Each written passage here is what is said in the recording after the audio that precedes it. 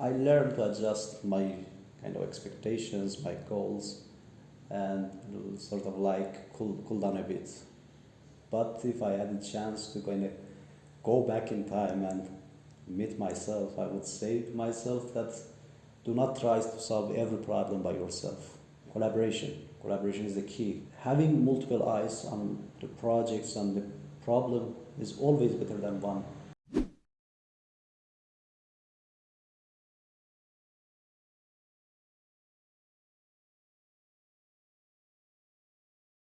Oh, to be honest, during my earlier PhD, I was too ambitious. I was thinking, okay, it's now my turn. I need to do something big, something sort of really important. And basically, I wanted to change and expand the boundaries of the science. And as time passed, I realized, okay, every project you are defining the PhD as a PhD student or researcher, it's complicated enough, you know, and you should spend a lot of time working on it. And I learned to adjust my expectations, my goals, and sort of like cool down a bit. But all in all, I would say I met my goals and achieved my expectations in general. It's not PhD is not like master or bachelor's, you know. You are at the age of the science, you know. You are working on something real, you know, something that is very hard to solve.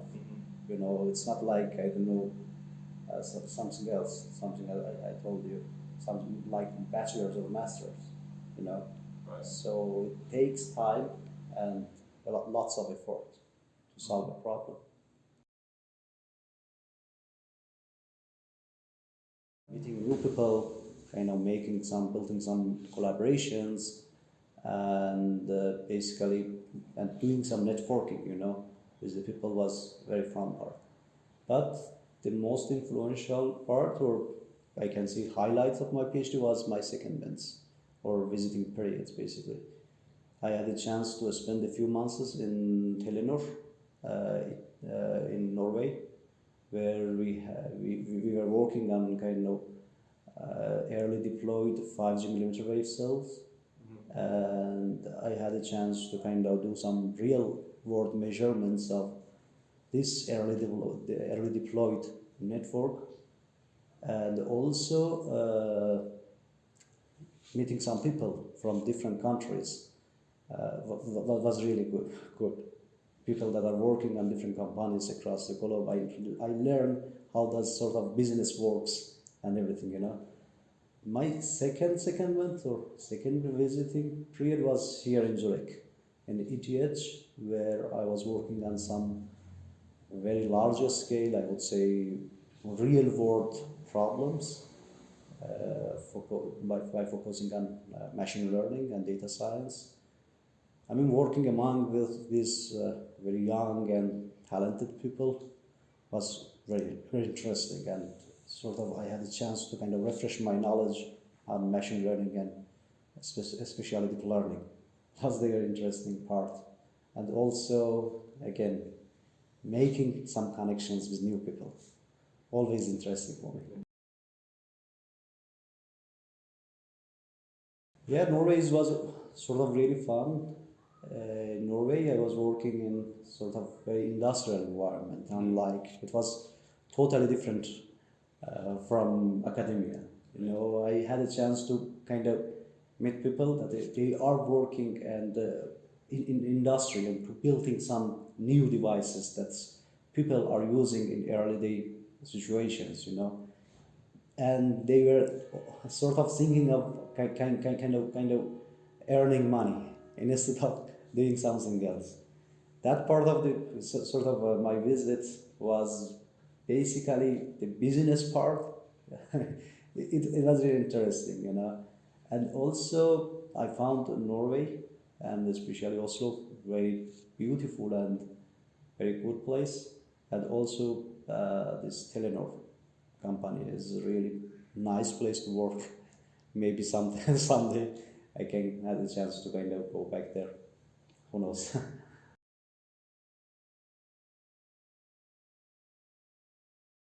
Yeah, actually, I'm not in a position to give other people advices, but if I had a chance to kind of go back in time and meet myself, I would say to myself that do not try to solve every problem by yourself, you know. And okay, make some collaboration, ask other people to help you to understand, I don't know, some points, some concepts you are not familiar with. Other thing is collaboration. Collaboration is the key, I guess. You know, when you are working on some projects by yourself, you do not know, okay, where you are doing some mistake or what are you missing here. You know, there is, for example, you are defining some optimization problem and working, I don't know, doing this some sort of implementation to solve this optimization problem, but at the end you will figure out after 2 or 3 months is okay, you are doing some small mistake in your codes or in your definition of your problem, but you cannot understand that earlier stage, and it might take a couple of months for you to figure out the problem, and this is not very fun, and it's actually super frustrating. And because of this, I always say to my friends that having multiple eyes on the projects and the problem is always better than one project. Yeah. One other thing is if you are doing your PhD in the engineering field, you should always keep this in mind that you are a engineer. You are gonna be an engineer, not mathematician, not, I don't know, scientist, not physicist or something else. You know, you need, your task is basically kind of gaining some knowledge and turning this knowledge to some tools. You do not need to kind of go very details. As long as you kind of can understand some concepts and kind of implement it, that's enough. You do not need to kind of I'd say prove some theories or unsolved problems. This is something that's, I guess, is really useful for the young people where they are kind of doing or starting their PhD.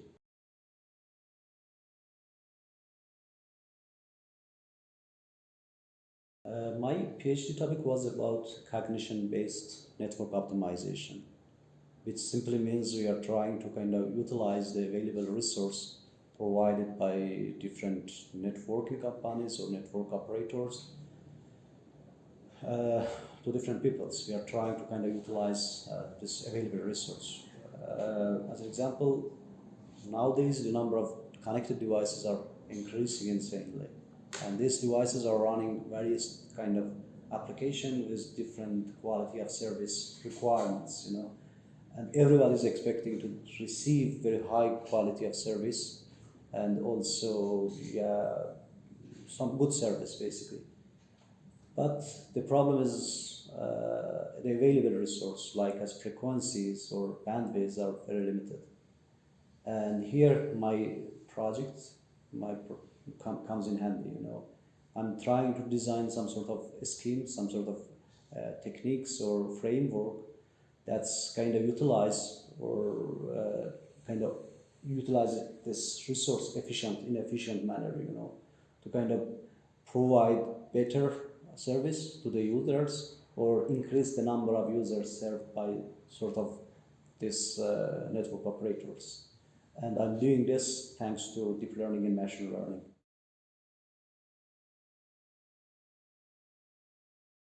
Yeah, actually, yeah. I really like to take a very quick break from working and PhD for just like a month or so. And after that, I will probably search for new opportunities, even postdoc in academia or job opportunities in industry.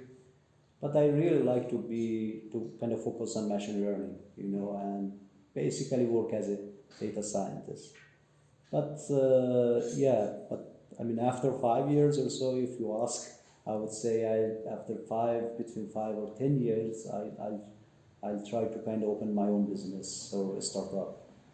But for now, yeah, I guess I need more experiences working on different kind of projects, gaining more knowledge. Yeah, And I would say I'm flexible enough to work as a data scientist or machine learning engineer or wireless communication engineer that knows something about machine learning. I guess it's all fine for me. Let's see what happens. Before starting my PhD, I was working as a machine learning engineer in some industrial company. And one day I figured out, okay, there is something is missing. I'm doing, instead of doing actual research, I'm doing something, how to say, not that advanced. And I went and talked to my basically supervisor or our CTO. I told him, okay, I feel this work is not suitable for me anymore. And he gave me, okay, you have 1 week off, take 1 week off and come back later. After this 1 week, I was thinking, okay, I should have done much earlier. It was really good. When you kind of clear your mind, you find new ways in your path. Two past years was super busy years for me, and I haven't had a chance to kind of be alone, without being worried about some projects. We always had some sort of deadlines, some projects. We needed to kind of finish this job or that job on until certain time. But I guess I need at least a month to just focus on myself, not anything else. It's sort of necessary, I guess. Thank you. Yeah, Thank you very much. Great. Thank you.